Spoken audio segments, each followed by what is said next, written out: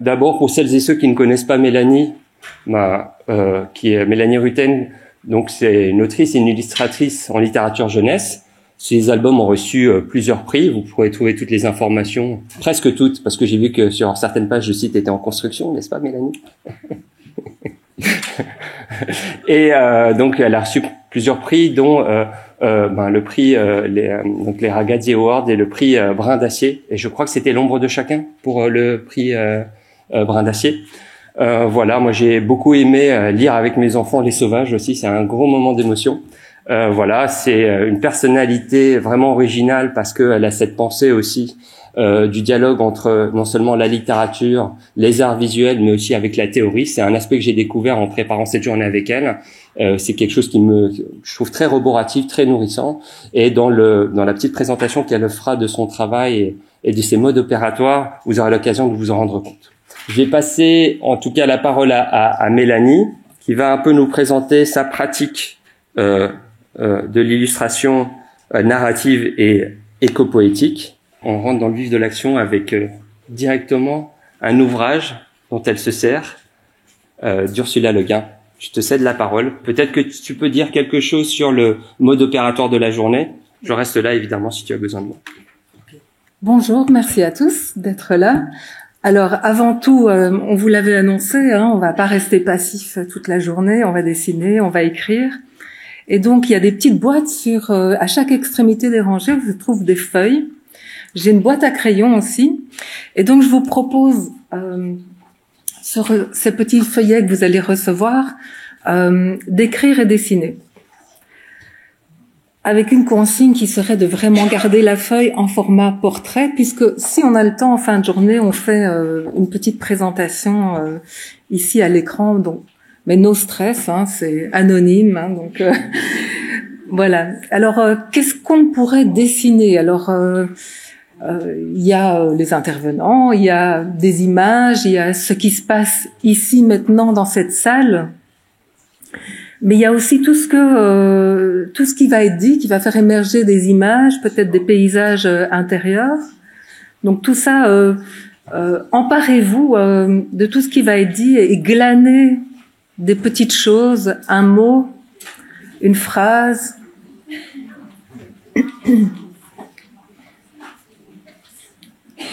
Et si possible, si vous pouviez agencer les images à un texte ou à une réflexion et à penser à un petit rapport texte-image, ce serait génial.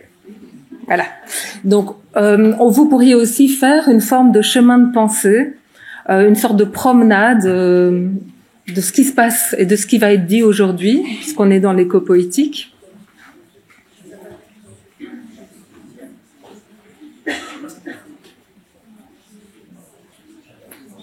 Ces dessins, on va ensuite les scotcher le long du mur. Il y a aussi du papier collant. Comme ça, on aura l'occasion de les regarder à l'heure du midi. Alors, je sais qu'il y a pas mal d'étudiants en illustration. Merci d'être là. Franchement, c'est super. On compte sur vous. Et sur les autres.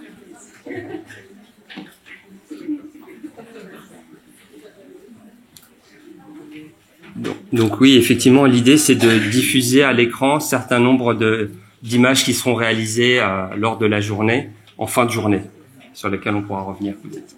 Tout à fait.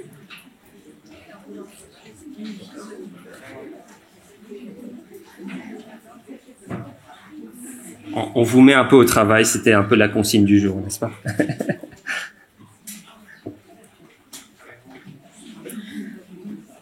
Donc l'idée, c'est vraiment de s'emparer de ce qui va être dit. Tout est matière à spéculer.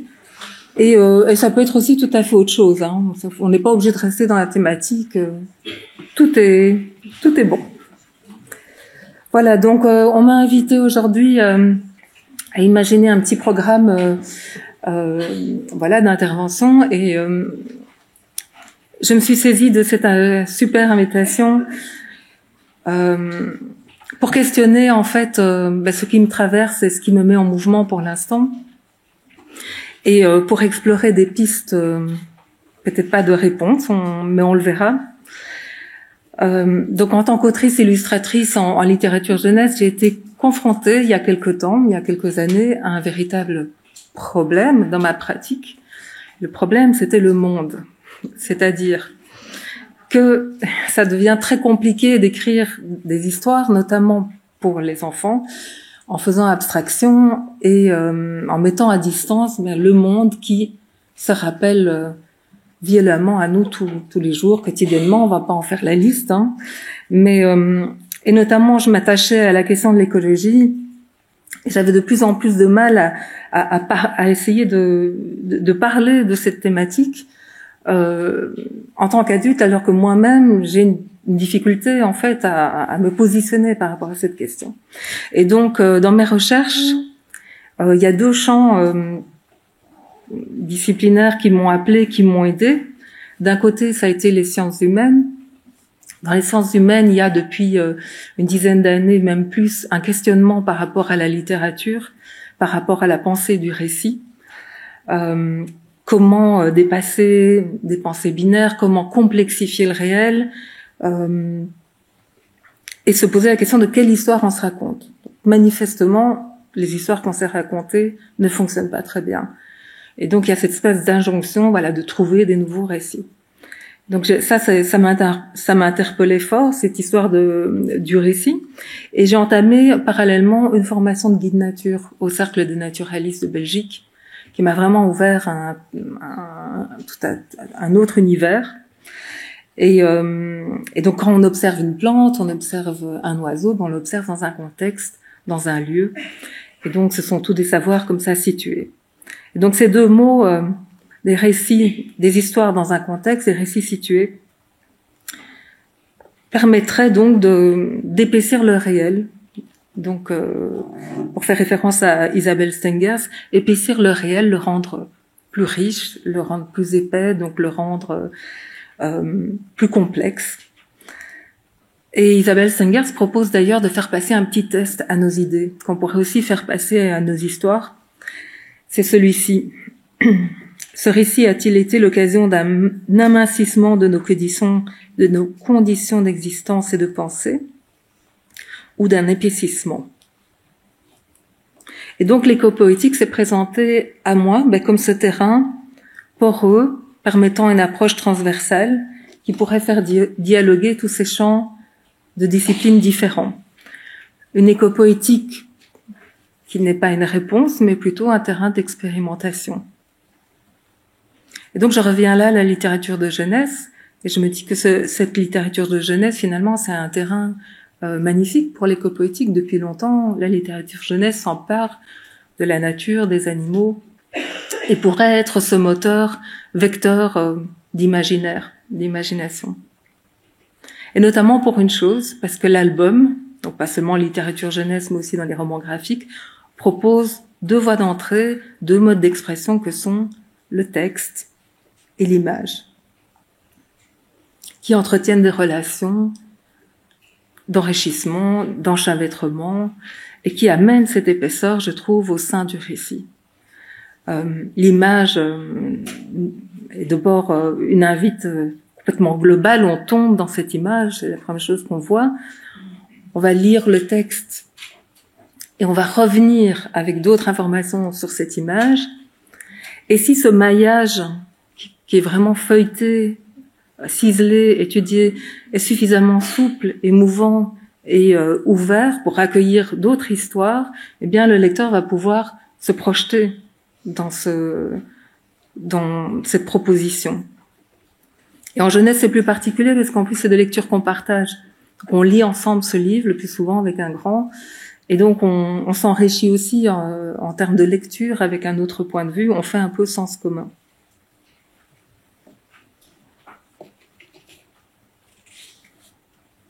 Voilà, donc raconter des nouveaux récits, ok, mais comment? Et donc j'étais un peu à la recherche d'une boîte à outils. Comment est-ce que les pratiques de l'image et du texte peuvent faire émerger de nouveaux récits? Et là, je me suis inspirée de la théorie du panier fiction d'Ursula Le Guin. Donc Ursula Le Guin, c'est une autrice de science-fiction et une essayiste qui propose d'imaginer une autre image pour raconter nos histoires que celle de la ligne, de la linéarité. Donc elle part du postulat qu'au Paléolithique, les histoires ont commencé à être racontées par les chasseurs qui revenaient, voilà, d'une partie de chasse, et que finalement ce héros truffe la littérature avec des fictions assez destructrices. Et elle rappelle qu'en fait, nos ancêtres étaient surtout des cueilleurs, et que donc le premier instrument culturel, plutôt que d'être une flèche, ce serait un contenant, un récipient. Et donc, pour y mettre des érelles et des petites graines d'avoine.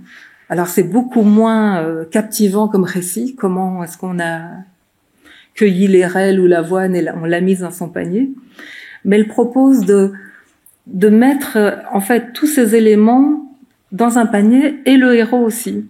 Et le héros, comme elle le dit, mais il ressemble plus à un lapin ou à une pomme de terre là-dedans. Et il entretient des relations avec tous les autres éléments qu'on a bien pu y mettre. Et ça fait écho à ma pratique, parce que je travaille aussi par fragments. J'accumule beaucoup de personnages, de petites choses, de petites envies, et ça me permet de tisser des récits qui sont pas forcément linéaires dans un premier temps, mais qui le deviennent. Et donc, qu'est-ce que je vous propose aujourd'hui, c'est de faire un petit tour de ce que j'ai mis pour l'instant dans mon panier fiction. Qu'est-ce que j'y mets en termes de protocole, en termes d'outils pratiques, mais aussi d'outils de pensée. Et donc les livres d'Ursula Le Guin. Et tout d'abord, ce que vous avez entre les mains, c'est-à-dire une infinité de possibles. Une feuille blanche. De quoi retrancher ces possibles et tracer des chemins de pensée. J'y mettrai aussi dans ce panier toutes sortes d'essais, d'échecs, de recommencements, de renoncements. Une table à soi, avec toutes sortes d'outils pratiques que vous reconnaîtrez qui n'ont vraiment rien d'exceptionnel. C'est des crayons et de l'aquarelle, mais aussi des fleurs séchées, des racines, des pigments, pour chercher la nuance, créer le contraste. J'y mettrai beaucoup de personnages autour desquels creuser et tournoyer. J'écouterai aussi beaucoup d'écoute de ces personnages, se mettre à leur place. Dans ce panier, on peut y convoquer aussi les absents, avec Vinciane Després et David Lapoujade. Et on peut faire confiance à ces personnages pour avancer. Écrire en fragments. Ouvrir les histoires par le milieu.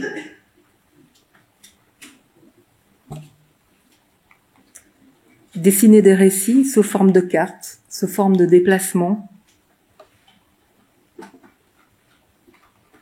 Tenter d'autres schémas narratifs.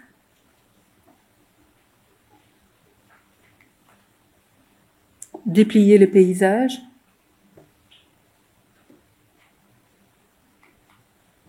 Orchestrer des récits chorales, enchevêtrer les histoires.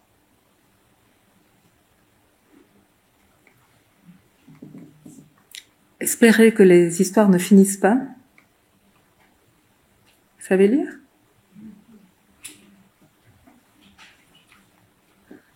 Ou qu'elles continuent ailleurs, autrement. Écrire en dessinant, dessiner en écrivant, faire des allers-retours entre texte et image. Chercher le mot juste. Non, ça c'est les allers-retours encore.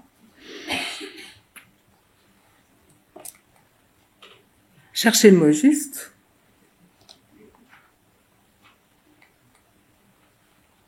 Faire avec le hasard et le jeu et s'entourer de toutes sortes de cartes, notamment les protocoles d'Isabelle Francis, de Marina Abramovic, d'Edouard Goret, de Bruno Munari, d'Amir Bououyaï et Catherine Contour.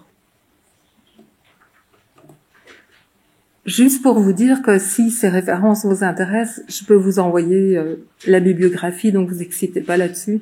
C'est voilà, juste laissez-vous embarquer. Ça va pas trop vite. Ok. Faire de la bibliomancie, lire un poème au hasard et faire un livre minute. Tester les méthodes des autres. Rentrer dans les coulisses de l'écriture avec la collection Orbe chez Esperluette. S'attaquer à la langue, à la forme même de l'écriture. Écrire en on, écrire en nous avec Monique Wittig.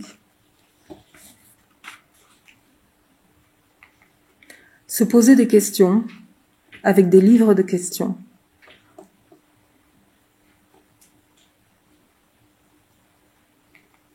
Utiliser le mot peut-être. Pourquoi tu dis toujours peut-être ? Demande le soldat.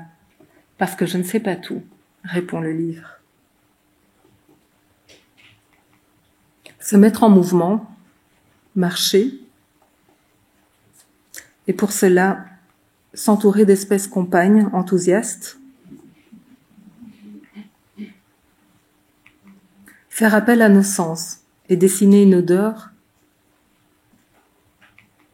glaner des éléments, voir plus loin, prendre du recul,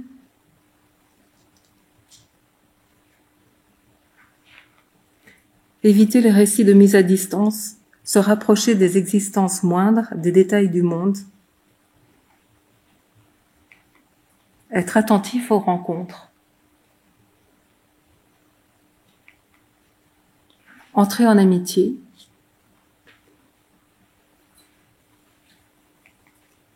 cultiver l'art d'observer et de faire avec les ruines, avec Anna Tsing, déconstruire, comprendre, reconstruire, nommer précisément, dessiner sa promenade,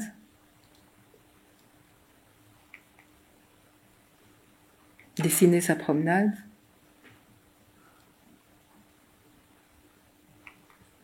traverser les strates du temps avec Richard McGuire, enfin inviter, scotcher des slogans sur ses murs de temps en temps, et inviter le trouble avec Donna Haraway. Imaginer des histoires qui racontent d'autres histoires et prendre soin de nos manières de raconter. Déconstruire les récits visuels avec les éditions Frémoc, avec Dominique Goblet, Frédéric Cochet, Thierry Van Asselt. Souligner les liens.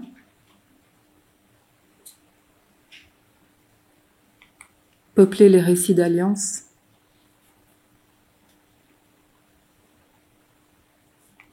Convoquer l'obscur. Et le rêver avec Starhawk. Convoquer des récits anciens. Et surtout, du temps, beaucoup de temps, pour résister à l'accélération et se permettre du ralentissement. Parce que l'observation demande du temps, et cette observation, le soin demande du temps. Et en tant qu'artiste, je sais qu'il y a des futurs auteurs, autrices, illustratrices ici dans la salle, eh bien, se préoccuper d'avoir de bonnes conditions de travail, notamment avec Aurélien Catin, Notre Condition, mais ça fait vraiment partie des outils qu'on se donne pour pouvoir écrire et penser. Donc vous l'aurez compris, les livres sont vraiment importants pour moi, pour me faire imprégner autrement par le réel, et aussi savoir avec quelle histoire on raconte des histoires. Et notamment, parmi ces livres, il y a les essais de Pierre Schunche, il y a les essais et les romans de Sophie van der Linden, il y a aussi les cartes de Virginie Pigeon, la revue des éditions PSD du collectif Moi les autres arts, et les textes et les récits de Sandra de Vivier. Donc, je les remercie d'être là aujourd'hui. Ça promet d'être vraiment passionnant. Je mettrai aussi un autre mot dans ce panier de fiction. Je mettrai le mot ensemble. Dessiner ensemble, écrire ensemble, penser ensemble, c'est important. Et c'est quelque chose que je fais en suivant des ateliers d'écriture et d'autres types d'ateliers, mais aussi en donnant. Donc la médiation fait vraiment partie de de ma pratique, en fait, d'auteur-illustratrice.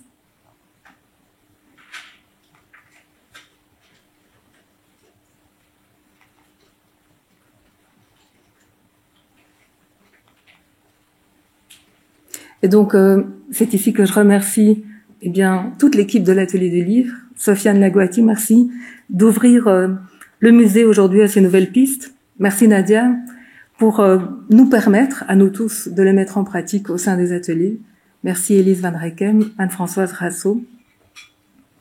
Et donc, vous l'aurez compris, j'ai pas vraiment donné de réponse, mais des pistes. Et l'éco-poétique, mais peut-être que ce n'est pas une manière de faire, mais juste une manière de penser et une manière d'être au monde. Et c'est peut-être la promesse de l'éco-poétique. Je vous remercie. Passez une bonne journée.